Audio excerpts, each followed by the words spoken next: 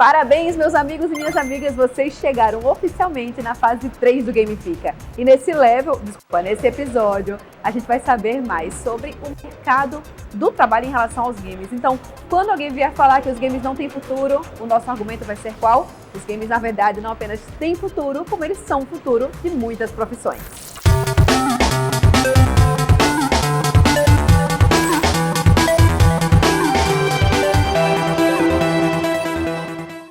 Para a gente falar um pouco sobre o mercado dos jogos e as diversas possibilidades, a gente está aqui hoje na Austin Games, quem vai explicar para a gente sobre essa iniciativa e como que acontece esse processo de profissionalização dos games e tudo, é o Marco. Marco, bem-vindo ao Gamifica, fala para a gente aí onde nós estamos hoje, né, e como funciona a Austin. Bom, nós somos uma empresa voltada para investimento no mercado gamer.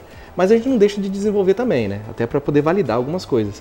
E nesse mercado que a gente está, vamos dizer assim, procurando, né, investimento e tal, a gente escolheu aqui em João Pessoa para ser nossa sede do nosso espaço principal, onde nós vamos utilizar toda essa mão de obra incrível que a gente tem aqui, né, dessa galera que trabalha com tecnologia, essa galera criativa aqui, para poder fomentar esse mercado gamer que é tão carente de, vamos dizer assim, iniciativas mais profissionais. Que legal. E como é que vocês atuam no mercado?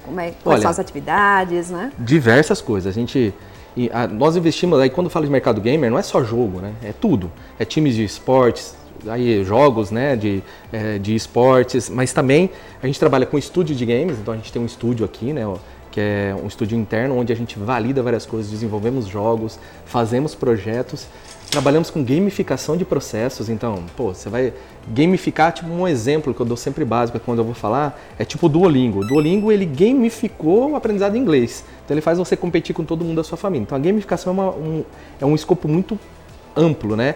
E hoje com as IAs e principalmente com essa parte de virtualização e a facilidade que tem hoje de você conseguir operacionalizar várias ferramentas de uma vez para produção de filmes, vídeos, essas coisas, até para a parte de cinema, até para a parte de séries, tudo, está sendo muito utilizado. Então, a maioria dos cenários hoje são renderizados em 3D, né, quando é feito. Então, você precisa gastar aquele custo enorme.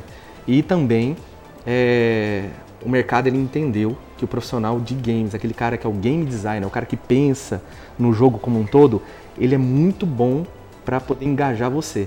Entendeu? Então ele sabe, ele precisa te prender num jogo que dura 50 horas.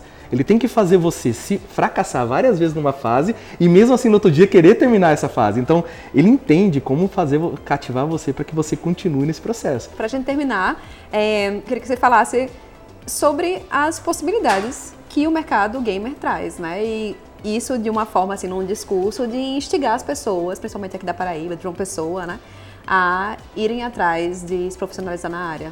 Se a pessoa que está encabeçando projetos, ou o cara que é o dono de um estúdio, ou o dono de um time de esportes, não tem a visão empreendedora, o projeto não dura muito. 3, 4 meses o projeto fracassa. Mesmo tendo incentivo, investimento, tendo...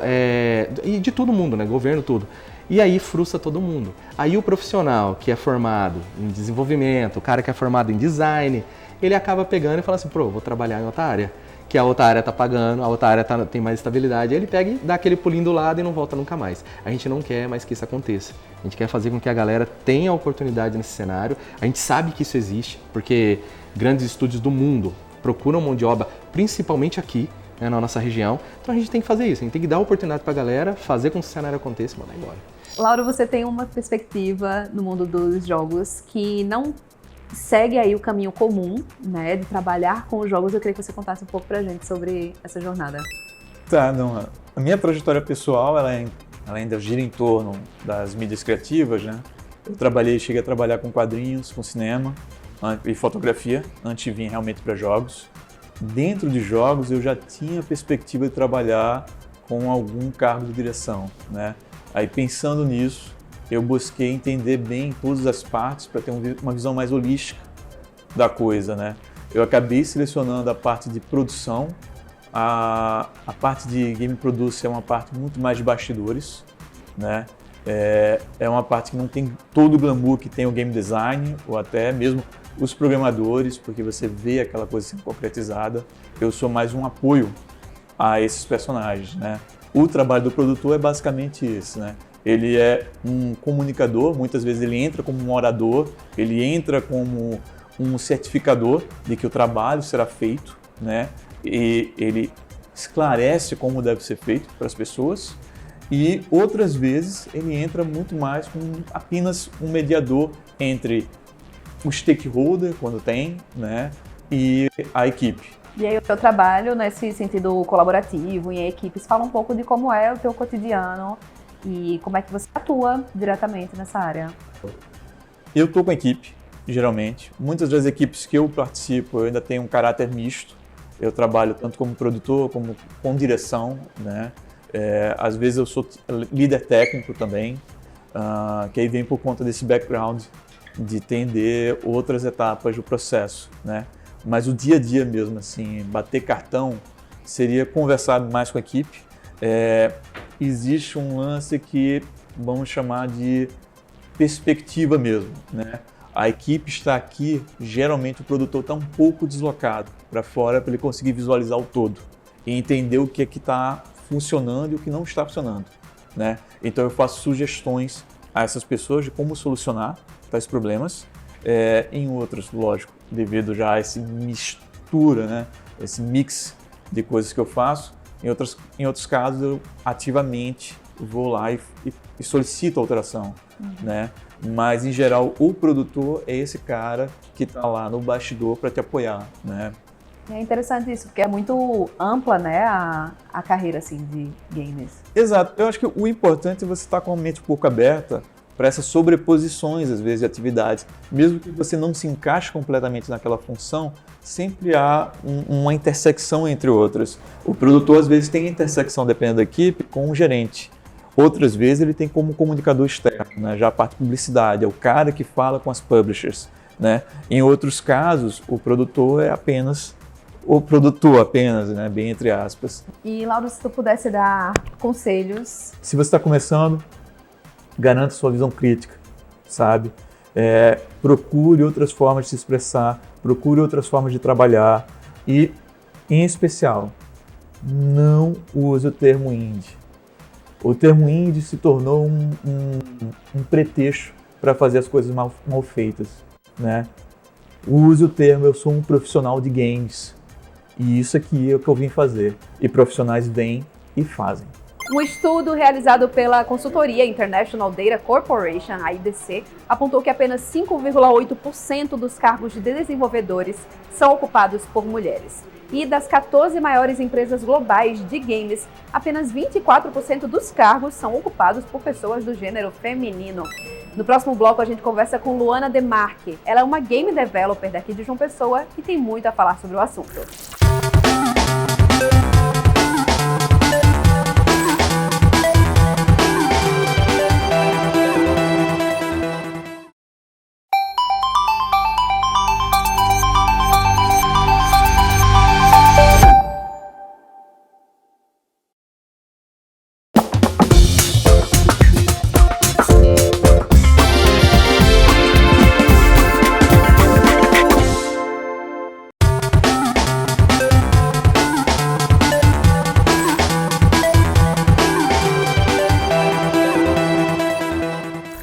Entre as diversas ramificações que o mercado dos games proporciona e oportuniza para as pessoas está o de desenvolvimento de jogos. E Luana é uma game developer e vai conversar com a gente, né, Luana, sobre essa parte, essa vertente do mercado dos games. Conta um pouco primeiro o que é ser uma game developer.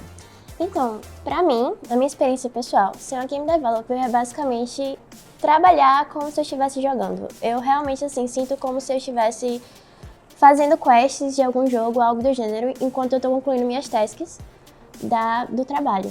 A gente fala muito sobre isso, de gamificar a nossa vida, né? De olhar a nossa vida para trazer um pouco mais de interesse para algumas pessoas, seria a gamificação. E para tu, isso fica bem redundante, né? Sim. Porque é a gamificação dentro dos games.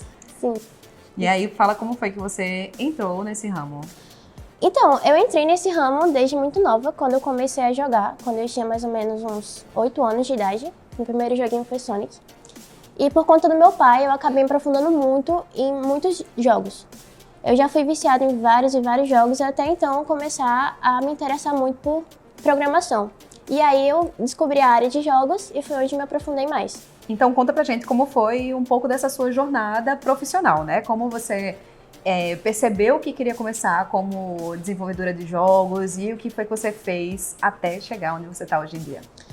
Então, quando eu comecei a estudar na faculdade, eu acabei entrando no projeto de extensão, que era uma simulação de uma fábrica de uma empresa de jogos. E foi lá onde eu comecei a entender como é que funcionava as etapas de um processo, de um jogo.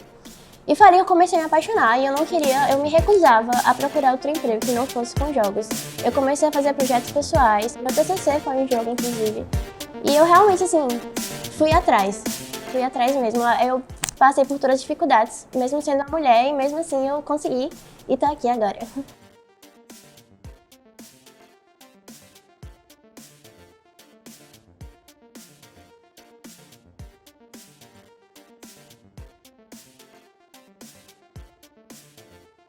Toda profissão tem seus altos e baixos, né? Seus pontos positivos e negativos. Eu já entendi que você enxerga muitos pontos positivos no teu ramo profissional, mas o que é que você enxerga como desafios que traz o trabalhar com desenvolvimento de jogos? Eu acho que o primeiro desafio que eu vejo é o fato de eu não ter uma influência feminina. Eu não tenho uma pessoa que eu me inspire, que é uma mulher. Para o teu futuro e o futuro da profissão, o que é que você enxerga? Eu me vejo com a senioridade maior, né? Porque no momento eu sou júnior e eu quero em breve ser pleno e assim ser sênior. Então eu me vejo continuando nesse caminho de desenvolvimento. Eu já tentei outras áreas como game design, mas eu realmente gosto de desenvolver, eu gosto de programar. Então eu me vejo dessa forma. Também me vejo concluindo o meu joguinho, que foi meu TCC. Eu quero conseguir fazer ele sozinha e quero conseguir postar ele na Steam sozinha. E é isso. O universo infinito do game traz possibilidades que vão muito além das narrativas e das histórias. Traz possibilidades também de profissão, de emprego, de trabalho. No próximo episódio a gente explora mais dessa área, conversando com pessoas que fazem parte da área criativa dos games. Vamos conversar com pessoas que fazem parte da equipe de som e equipe de arte.